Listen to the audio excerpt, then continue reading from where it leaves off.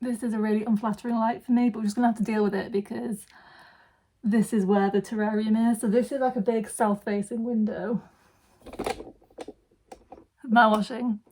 And this is the terrarium, and the light just comes from, there's also a window there, so it's just a whole big, I'm not as tired as I look.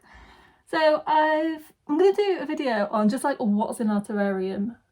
I've never done one before for the weirdest reason, which doesn't seem weird to me. Sorry, I just kicked the tripod.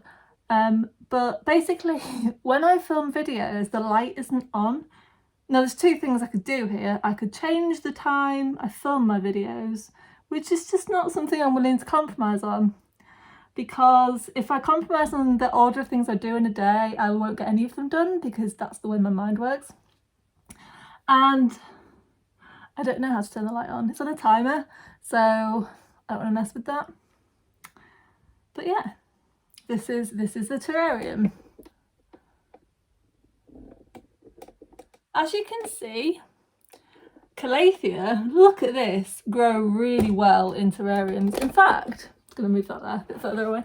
I don't have any terrariums. I don't have any Calathea that aren't in here. In here I've got this Beauty Star and then the Velvet Touch. There. Calathea, I don't struggle to grow them, but I do as well as I can without having a humidifier, but they thrive in there without anything. Like out of here, I'm forever dealing with like spider mites and they get like brown tips and it's just a pain. In there, they just thrive. The only issue I have, slugs love them. There's something about Calathea that makes them absolutely delicious. If you've been here a while, you'll know that I had a Calathea medallion that was literally eaten down to the stump by my rabbit. She took out half my albifolia as well.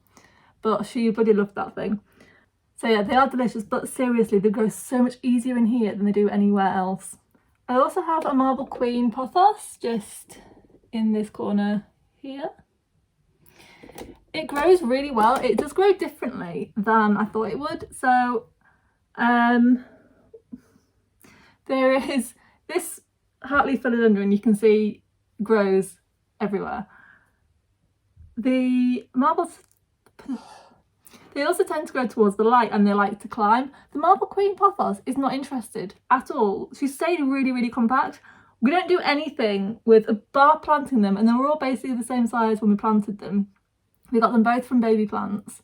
They were both in our old, smaller terrarium, and now they've come here.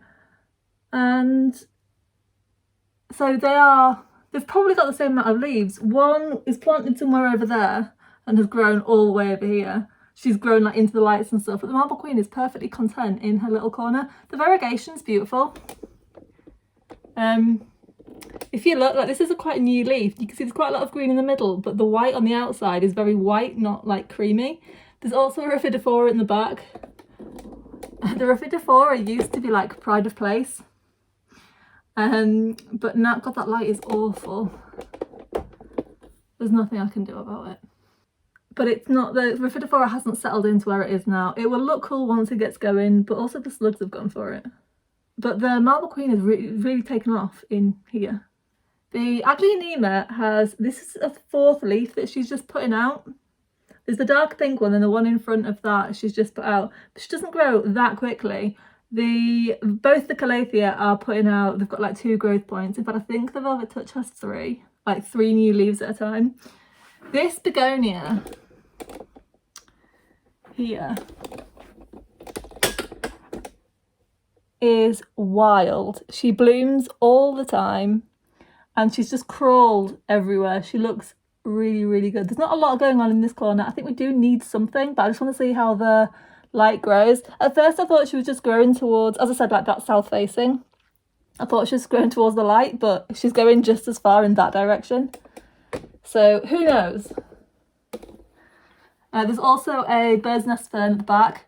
You need to be careful with ferns in terrariums because they hate getting wet, which is interesting. So I don't mist my plants for humidity apart from in here. We actually have a fogger, it's automatic and it's much finer than a mist. It just looks like smoke. If I remember, I'll get a video of it, but I think it tends to go off when the lights are off, so you can't really see anyway.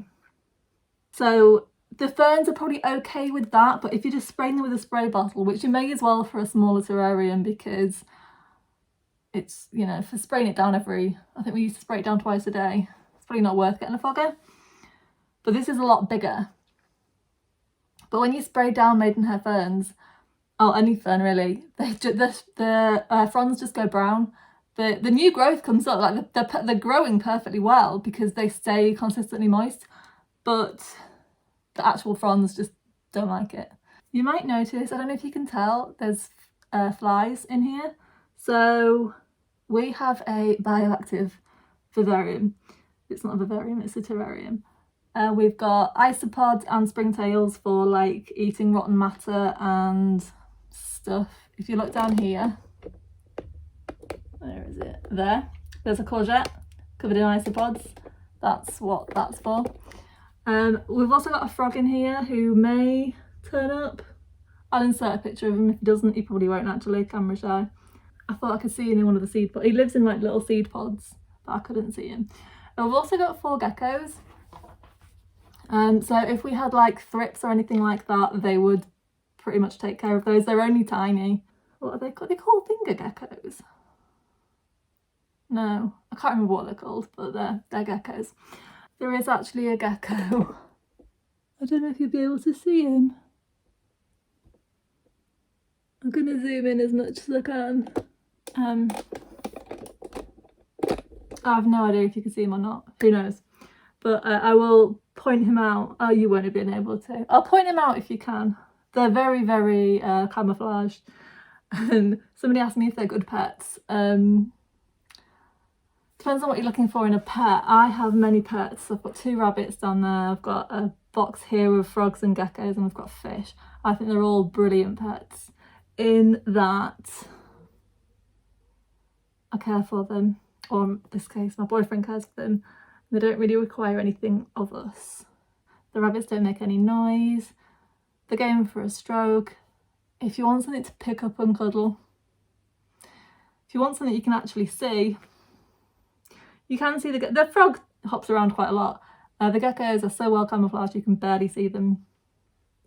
So I think they're great pets, but not what you call interactive. And if you wanted something like for a kid, they're quite dull, but I like that in a pet.